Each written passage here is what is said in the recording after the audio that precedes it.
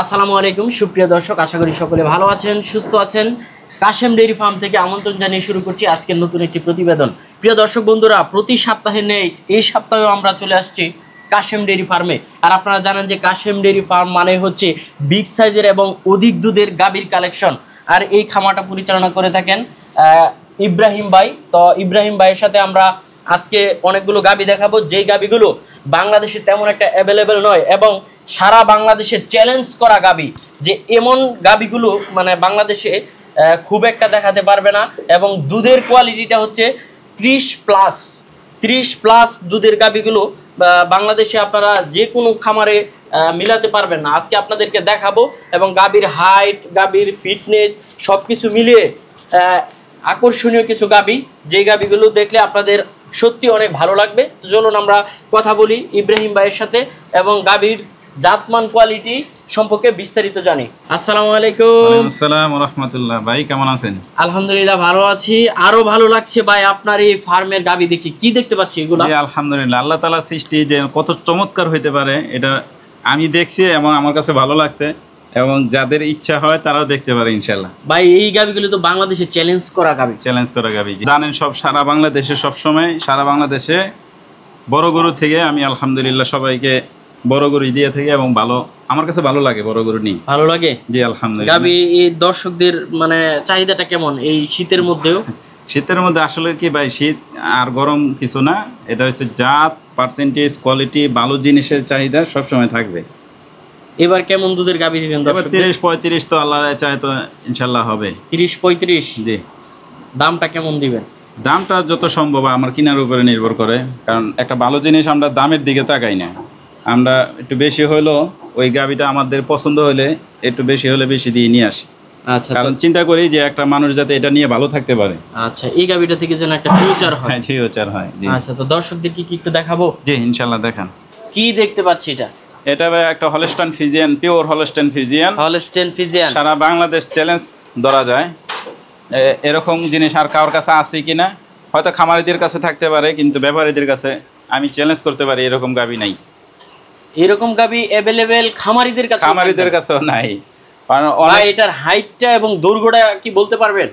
দৈর্ঘ্যটা 10 fit হবে, আর 9.5 থেকে 10 fit হবে। হাইট 6 ফিটের উপরে, 6 ফিট কাছে যাবে, 6 ফিট কাছে যাবে। কয় দাঁতের গাভীটা ভাই? এটা আপনি সেকেন্ড বাচ্চা দিবে। সেকেন্ড বাচ্চা দিবে? জি সেকেন্ড বাচ্চা দিবে। বাচ্চা দিতে কেমন সময় বাকি? এটা আর 10-12 দিন যাবে আর কি। 10-12 দিন? জি। দারবার তো মাশাআল্লাহ। জি চমৎকার, কোনো জায়গার কোনো খুঁত নাই, নিখুঁত একেবারে মাথা থেকে নিয়ে লেজের গোড়া পর্যন্ত, পাও, মাথা, পুরা বডিতে কোনো স্পট নাই। এই সমস্ত গাভীগুলোর দৈনিক কত টাকা মানে খাবার লাগে? এগুলো ভাই আসলে দুধের উপরই করে, আবার বডির উপর করে, কারণ এগুলো 14-15 কেজি খাবার লাগবে এই গাভীটা। 14-15 কেজি খাবার? এই গাভীটা 40-45 লিটার আসতে পারে, কিন্তু আমিও সেটা বলবো না, কিন্তু যে নিবে সে তার মাপ অনুযায়ী নিয়ে যাবে। 30 ধরুক, 20 ধরুক, 40 ধরুক, তার অনুযায়ী সে তার সিদ্ধান্তে নিয়ে যাবে। আচ্ছা ভাই, 14 কেজি দানাদার খাবারের দাম কত টাকা পড়ে? 700-800 টাকা পড়বে। 700-800? জি। আর এটার দুধ বিক্রি করলে কত টাকা পড়তে পারে?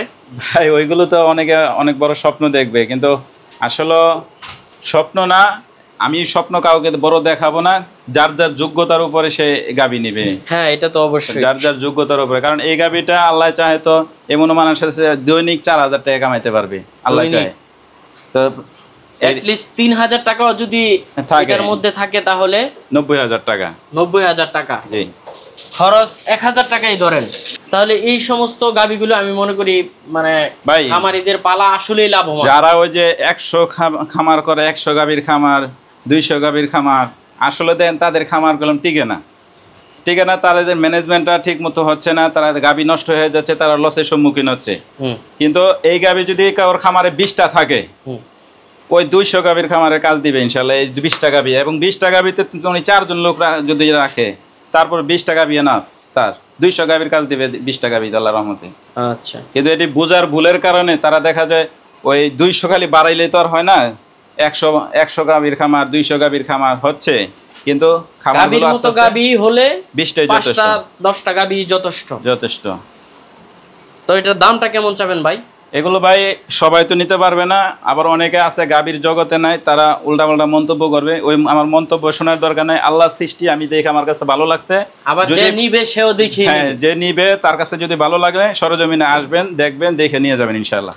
আচ্ছা, পরবর্তীটা দেখি ভাই। মাশাআল্লাহ, উলান কি ভাই? উলান তো আসেই না এখনো। মাশাআল্লাহ, এই যে দেখেন, এটা প্রত্যেকটা গাভী তো সুন্দর। হ্যাঁ, এই গাভীটা আপনি ফার্স্ট বাচ্চা দিবে 2 দাঁত মাত্র।